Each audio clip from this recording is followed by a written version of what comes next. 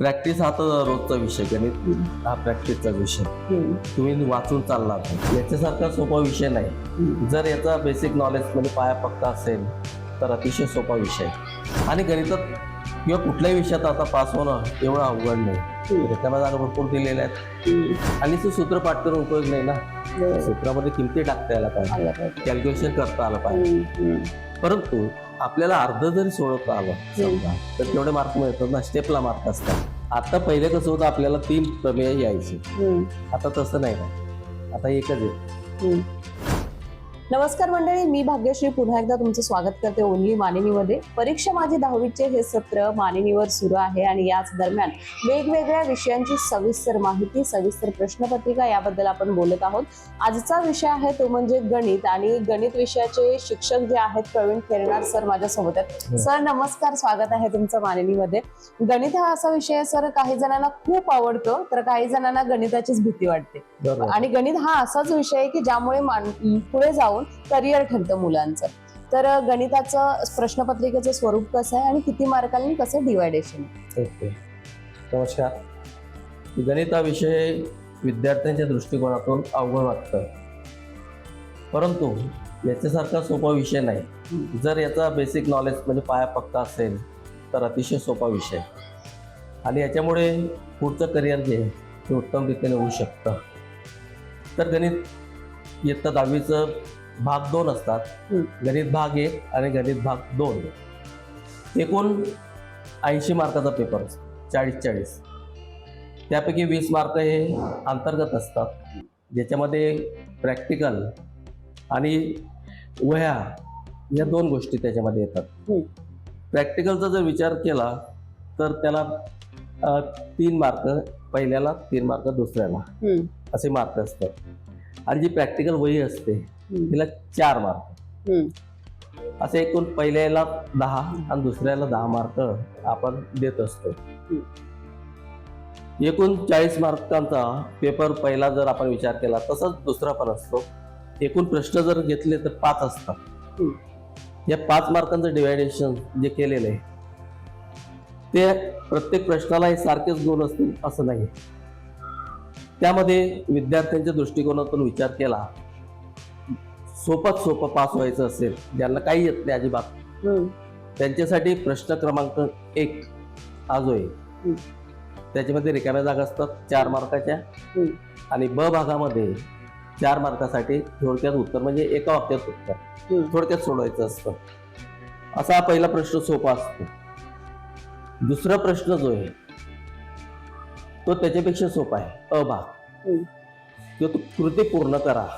पूर्ण उदाहरण दिलेलं असतं, त्याच्यामध्ये काही रिकाम्या जागा ज्या असतात, 2-2 मार्काला एक कृती असते आणि एका कृतीमध्ये 4 रिकाम्या जागा असतात. त्या आपण 4 भरल्या तर आपल्याला 2 मार्क मिळतात. आणि असं असतं की त्याच्यातले जर एखादी चुकली समजा तर गणित चुकतं पूर्ण, पण तसं नाही. तुम्ही जे कृतीमध्ये भरलेलं आहे जे बरोबर आहे तेवढे त्याला अर्धा गुण मिळतो.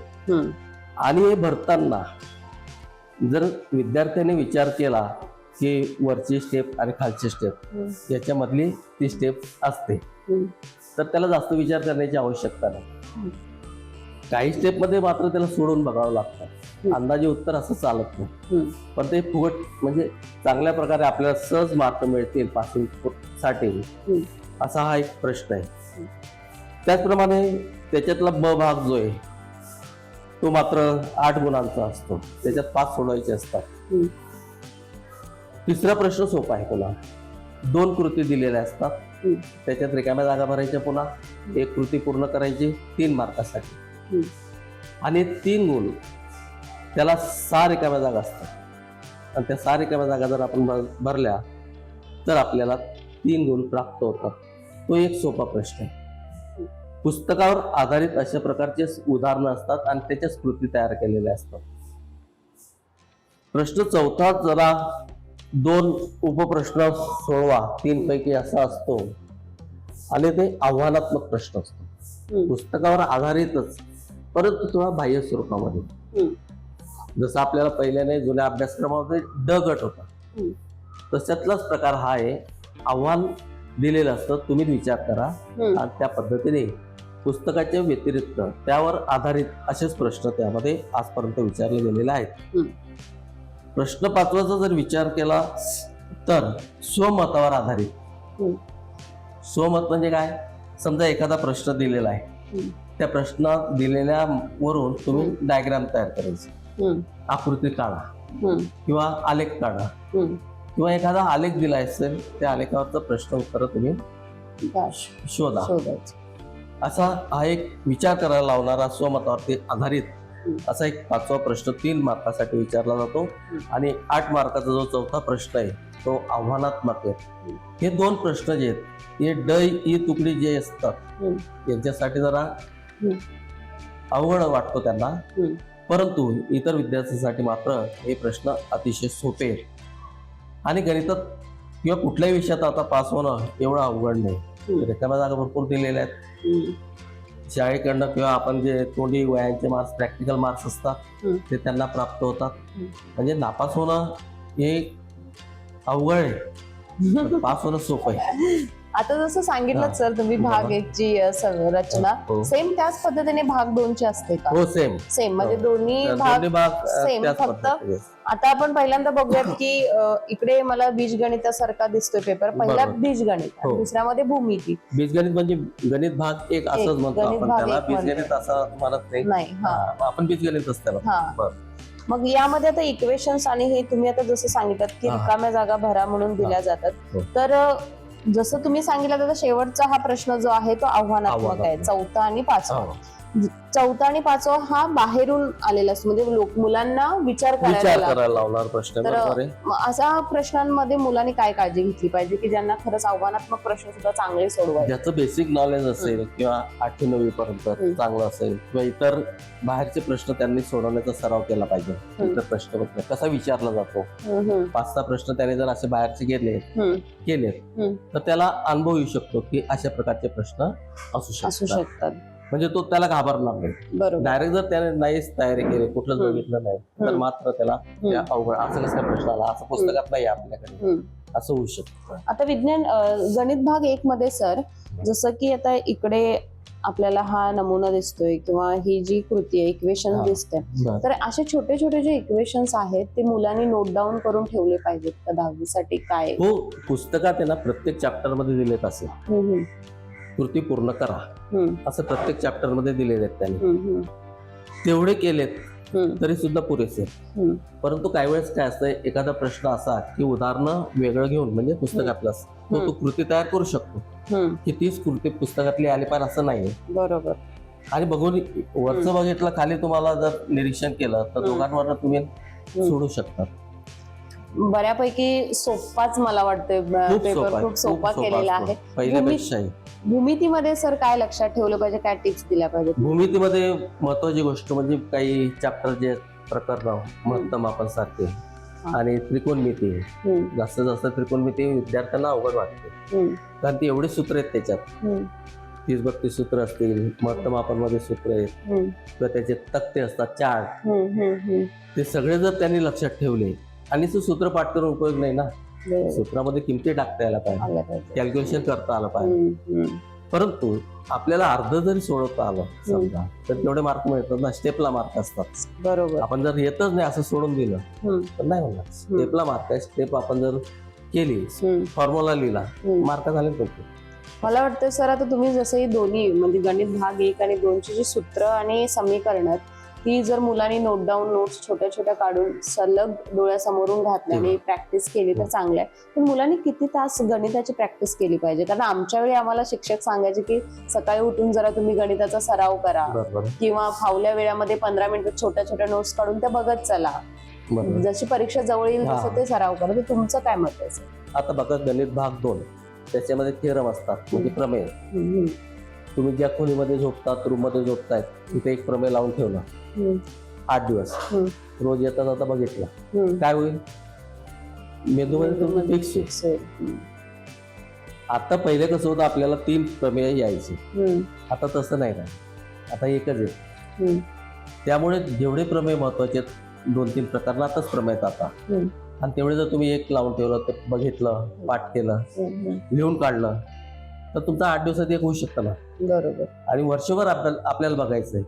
आणि सूत्रांच्या बाबतीत जर विचार केला, अशी सूत्र आपण जिथं झोपतोय, झोपण्याच्या अगोदर बघितलं, आपल्याला ते मेंदूमध्ये फिट होऊ शकतात. बरोबर. असं तुम्ही डायरेक्ट जर एका वहीत लिहून ठेवले आणि रोज ते सगळे बघत गेले तर ते साधारण विद्यार्थ्याला होऊ शकत नाही. आणि ज्याचा बेस चांगला आहे, 8वी 7वी, ते बेस जर चांगला असेल तर ते सूत्र पुढे पुढे थोडं वाढत जातं. एवढंच फरक पडतो. मागचे जर सूत्र पाठ असतील तर तो सांगू शकतो. नाही तर मग तुम्ही म्हटलं की वर्तुळाचं क्षेत्रफळ कायचं सूत्र काय, तर 8वीला होतं, 7वीला होतं.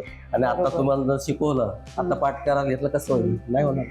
किती तास केलं पाहिजे तरी सर प्रॅक्टिस हा तर रोजचा विषय. गणित हा प्रॅक्टिसचा विषय.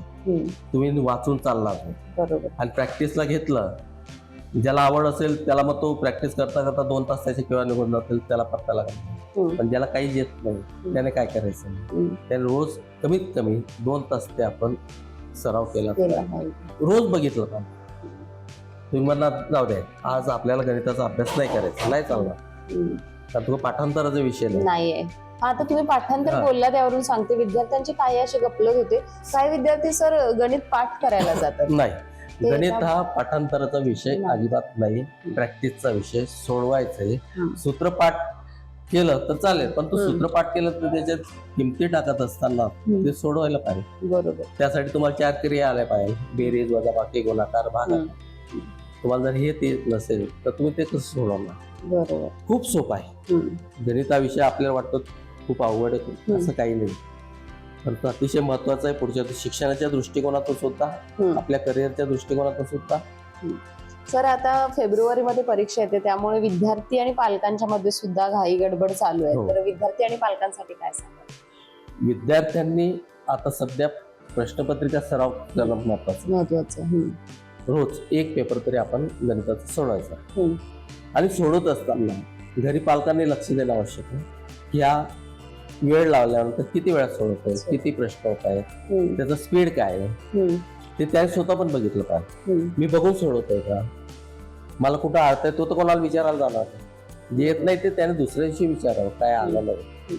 पण मी 2 तासामध्ये किती पेपर माझा कव्हर होतो हे त्याने आता प्रॅक्टिस जर केली तर त्याला बोर्डाचा पेपर इझी होईल. आणि तो जर मला मी बोर्डात डायरेक्ट सोडेल, नाही व्हायचं, शक्य नाही. आता फक्त त्याने हा सराव करणं आवश्यक आहे गणिताच्या बाबतीत. आणि इतर विषय पण आता सराव करणं गरजेचं आवश्यक आहे. पालकांची भूमिका अशी असते की मुलांनी आता परीक्षा जवळ आले तर आधी जेवढा अभ्यास करत होतो त्यापेक्षा खूप जास्त करावा. तर त्या पालकांचं प्रेशरायझेशन काही पालकांचं असतं, काही जण समजून घेतात. पण पालकांनी या वेळेत कसं वागलं पाहिजे? काय असतं, एखादी भरती असते, पोलीस भरती, वजन कमी पडतं म्हणजे खूप खाऊन घ्यायचं, वजन एकदम वाढणार नाही. तसं जर तुम्ही एकदम त्याच्यावर आता खूप खूप खूप अभ्यास नाही चालणार ना. ते पहिल्यापासून जर तू करत आला असेल तर तुला जास्त करण्याची आवश्यकता नाही. आणि तू जर म्हणे आता 1 महिना परीक्षा खूप रात्रंदिवस, त्याचा काय कोणावर परिणाम होईल? शरीरावरती परिणाम. रात्रभर जागेल, दुसऱ्या दिवशी काय होईल? झोप लागेल, शाळेत बसणार नाही, मानसिक स्थिती बिघडते, पोट बिघडतं. खाण्याची पद्धती पालकांनी लक्ष घातलं पाहिजे. काय खातोय, रात्री काय जेवण करतोय, रात्री जर भरपोट जेवलात काय अभ्यास करेल, नाही होत. तसं म्हणजे आहारावरती सुद्धा लक्ष दिलं पाहिजे. आणि खूप अभ्यास कर, खूप अभ्यास कर असं जर मागे लागलात तर तो करतो. त्याची रूम वेगळी असते, मस्तपैकी रूम मध्ये करतो, ते पालक केलं तर हा झोपतो, नुसतं खाली असं नाही. बरोबर. त्याची मानसिक स्थिती काय, तो किती अभ्यास करू शकतो ते महत्वाचं. निश्चितच सर, खूप छान मार्गदर्शन केलात. प्रश्नपत्रिकेच्या संदर्भात असू देत, विद्यार्थ्यांच्या मानसिकते किंवा पालकांच्या वागण्यासंदर्भात असू देत, खूप छान माहिती दिलात. खूप धन्यवाद, तुम्ही आलात आणि एवढा वेळ काढून आम्हाला ही चांगली माहिती दिलात. मंडळी, तुम्हाला सुद्धा ही माहिती आवडली तर नक्कीच लाईक करा, जास्तीत जास्त शेअर करा. आणि हो, असेच माहितीपूर्ण व्हिडिओज आम्ही ओनली मानिनीवर अपलोड करत असतो. त्यामुळे जर तुम्ही आमच्या चॅनेलला नवीन असाल तर सबस्क्राईब करायला विसरू नका. धन्यवाद.